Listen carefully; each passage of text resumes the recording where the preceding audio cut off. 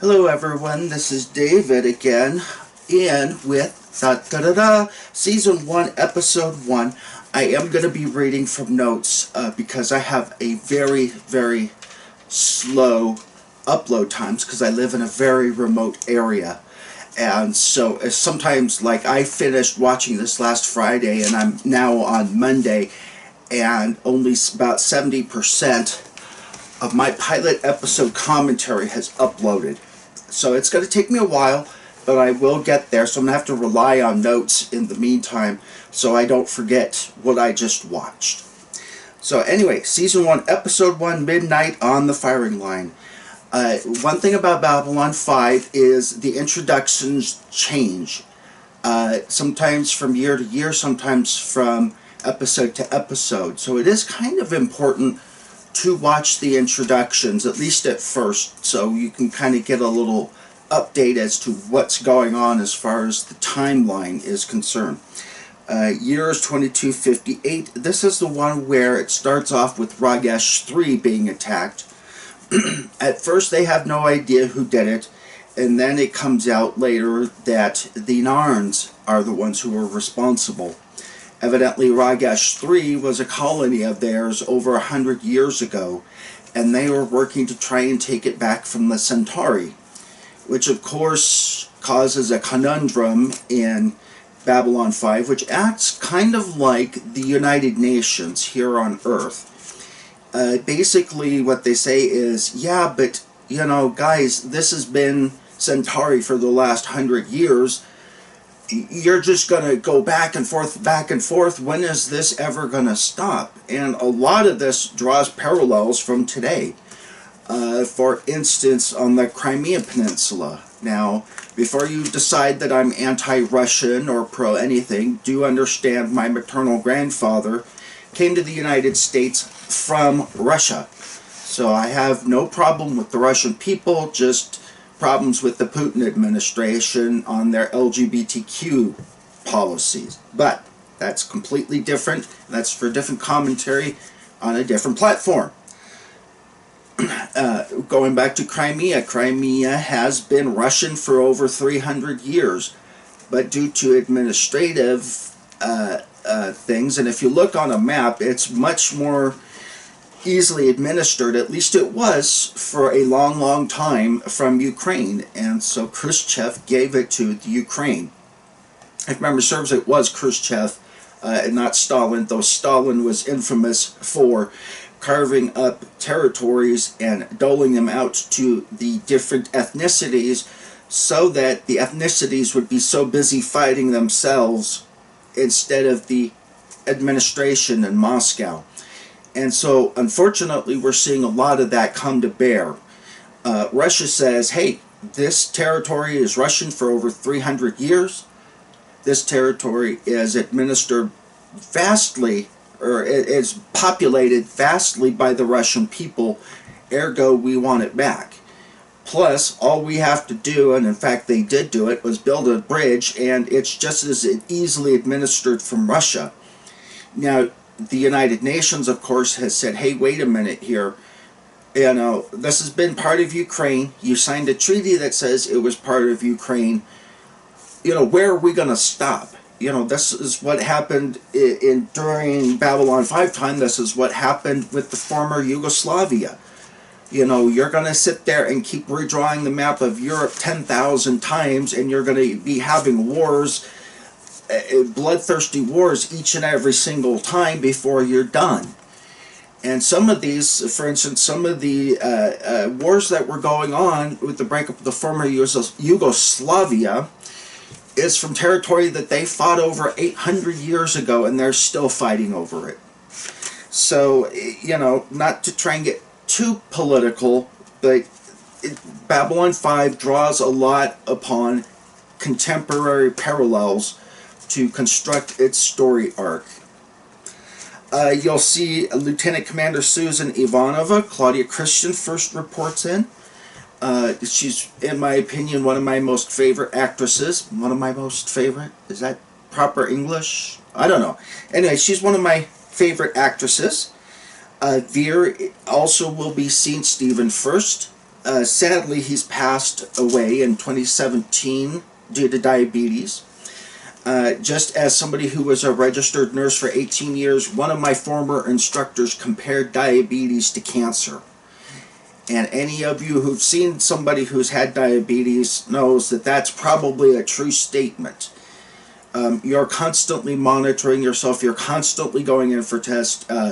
Weight issues are also big with diabetes. It's just a nasty, nasty disease. And from what I can tell, because he's been part of, or Stephen first was part of the Juvenile Diabetes Foundation, it sounds like he's always had a problem with it, as has his parents. So just as somebody who was a nurse, if you have parents who were diabetic, please, please, please monitor yourself for diabetes. Okay? And also, one of the story arcs starts that the raiders start attacking. These are raiders who attack various outposts and shipping lanes in the B5 universe. And so they start their attacks in this episode. And Talia Winters checks in. Now, we don't exactly know. Lita seems was recalled back to Earth, and she will come back later. So don't give up on Lita just yet. Talia Winters checks in, and Michael Garibaldi tries to at least strike up a friendship with her.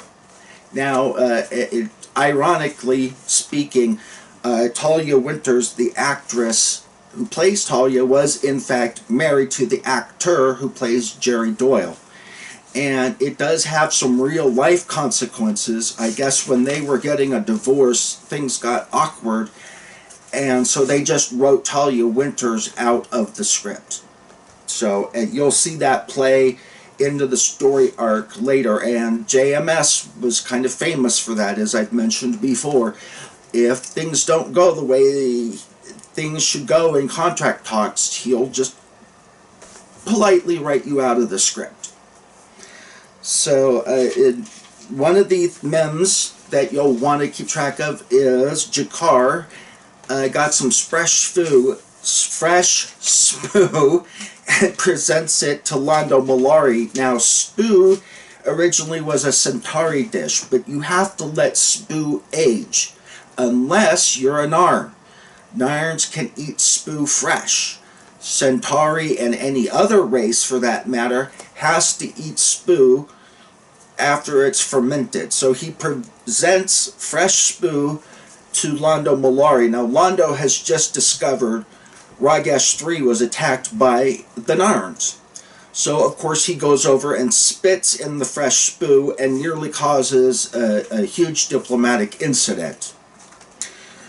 So, another little mini arc that you're going to have lots of mini arcs that start off these first episodes. So, Londo explains when he's apologizing to Sinclair for the diplomatic kerfluffle that he's just caused, explains that in his dream that Centauri had the ability to sense how and sometimes even when they're going to die. And he says that he's had a dream from when he was a little kid that in 20 years he was going to die.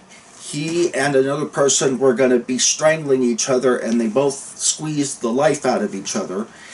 And he says as soon as he saw Jakar, he knew that Jakar was the one from his dream. And so that recurring motif will recur throughout the Babylon 5 story arc.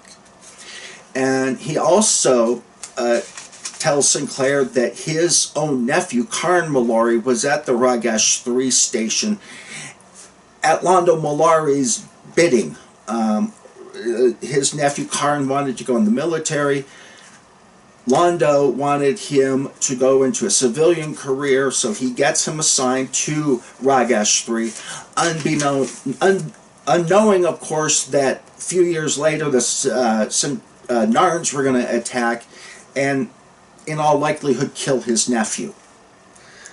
So, also, as they were going into the Babylon 5 Advisory Council, again, set up like the UN on Earth, he goes to, Commander Sinclair goes to Kosh, who also supplies motifs for the rest of the series.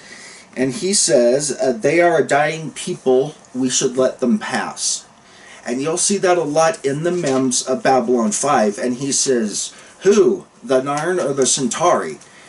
And in typical Kosh fashion, he says, yes, implying that one or the other or both.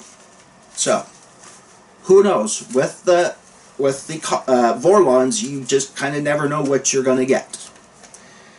And also another mem that you'll go through is later, as they were talking about going off to the council, Londo Mollari has a spat with Veer. He says, you can go to hell, or you can go to hell too.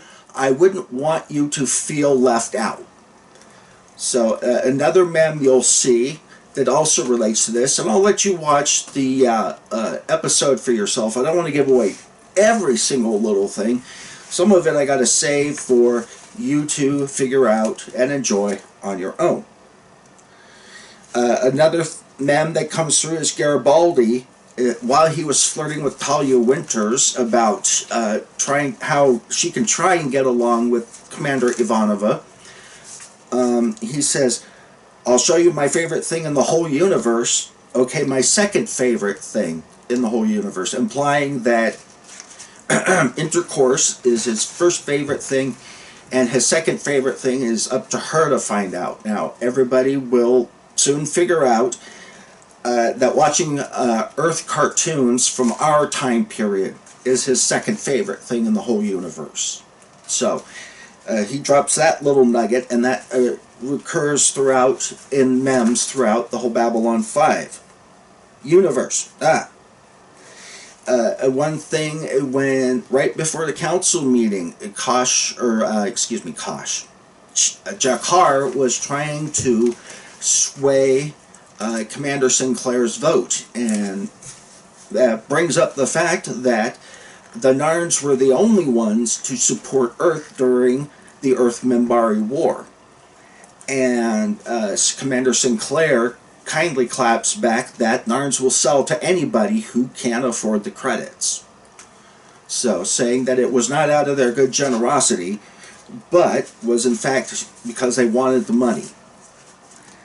So, also it comes out that Narn was occupied by the Centauri for 100 years. And that Narn, the whole planet, was in fact strip mined by the Centauri, which, of course, we'll soon find out later that as soon as the Narns gained their independence, I believe it was 50 years prior, according to the Babylon 5 timeline, they continued to strip mine their own planet. Of course, they don't mention that fact. They always want to blame, you did it to me. It's all your fault. Well, yeah, but have you done so much better on your own? Let's see here. As they were going in to settle down or to try and vote on sanctions against the Narn regime,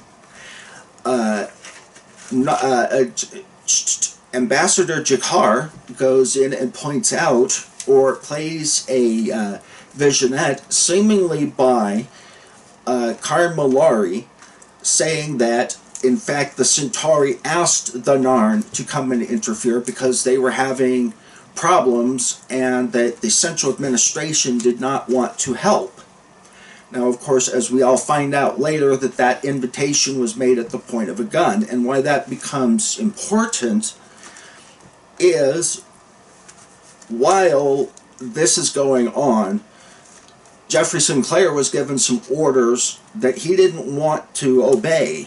So instead of obeying them, he kindly sets himself up to where he is going to be out chasing the raiders that I mentioned in the first part of the series. And that he set it up so that Commander Susan Ivanova did not, wink wink nod nod, get a hold of him to find out what his instructions from Earth were. And so she was under the impression that Earth was going to vote for sanctions. Now, as it sets up, or occurs, it doesn't really matter because Jakar has manipulated behind the scenes that about Khan Malari's self-confession and things of that nature.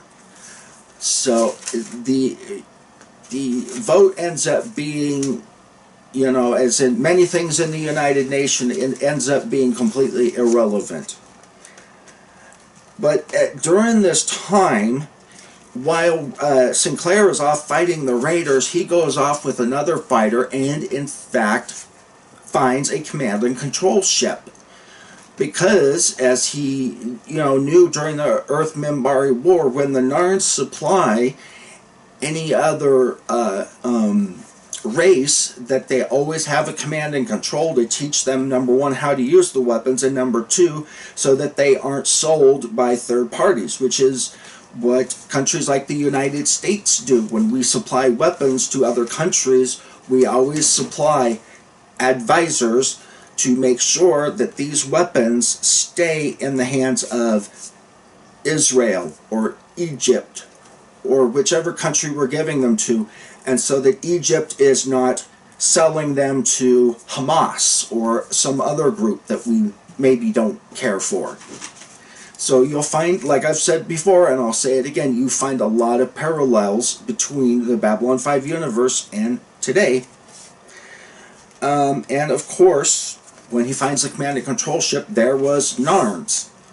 So he takes the captain into custody and basically confronts Jakar, saying, look, either you withdraw from Ragesh 3, or I'm going to take your captain friend here, and I'm going to expose you in front of the entire Babylon 5 universe. So, of course, Jakar ends up getting shamed into withdrawing his forces from Ragesh 3, which, of course, keeps Earth out of an ugly war, possibly with the Narns, and goes to prove the value of Babylon 5. Do-do-do-do! Yay! You'll also find throughout the Babylon 5 universe, especially during the first couple years, that Babylon 5 is having to constantly prove itself to the natives back home. And you'll see that also in contemporary, such as the League of Nations or the United Nations here on Earth, that the United Nations is constantly fighting, especially with Washington, D.C., with the current and past administrations over, are we really getting the value from the UN that we're supposed to? They're supposed to stop war, and yet we've got wars going on throughout every part of this planet. So are they really doing what we're paying them to do? And you're going to find that parallel with Babylon 5 universe, and this is just one of many that you'll see. Also, another start to the miniseries is Talia ends up getting thanked by Ivanova because during one of the struggles, Ambassador Malari has illegally put together a shooter of some kind, and he's going to go assassinate Jakar for possibly killing his nephew. Of course, we know his nephew is alive and well, but how long that will remain, we don't know. Talia Winters, the telepath, bumps into Londo Malari, and of course, immediately, due to her telesenses or whatever, figures out what he's planning. And so she goes very quickly to security and reports it. And security confronts Malari before he has a chance to shoot Jakar, and basically disarms him and says, look, don't do it or I'm going to shoot you dead, basically, kind of thing. And so he ends up going back, and we don't know what happened with his pea shooter, but later on in the bar area, Talia gets thanked by Ivanova, and we learn that Ivanova's mother was supposed to have become part of the Psi Corps, and we learned that when people humans are born with psychiatric or telekinetic abilities, they have one of three choices, and those choices are join the Psi Corps, go to prison, or take drugs to inhibit your telepathic ability. Well, Ivanova's mother had 2 children at home, and so she didn't want to go off and join the Corps, and she certainly didn't want to go to prison, so she ended up having to take telepathic drugs. I think it was every week a guy shows up from the Psi Corps and gives her these injections. Well, in order to inhibit your telepathic ability, it has a strong psychiatric hold upon your brain, and you fall deeper and deeper and deeper into depression. And Ivanova's mother ends up committing suicide as a result. And so we learn that that is why Ivanova has a deep hatred for the Psi Corps back on Earth. And it also ends kind of on a light note, or on 2 light notes. Garibaldi ends up finding someone to share his second favorite thing in the whole universe, and we see it ending with him and Delenn munching on popcorn and watching Daffy Duck. And a little snippet, a tiny little snippet that almost goes unnoticed, is we notice in the Earth elections that are going on this time, President Santiago defeats his challenger Luis Crane, and that will become extremely important later on in the Babylon 5 universe. So, comment, like, subscribe, and share with me your thoughts on the first ever Babylon 5 episode, and how a lot of these little story arcs kind of get their start in this first episode. And of course, next I'm going to be posting on episode number 2.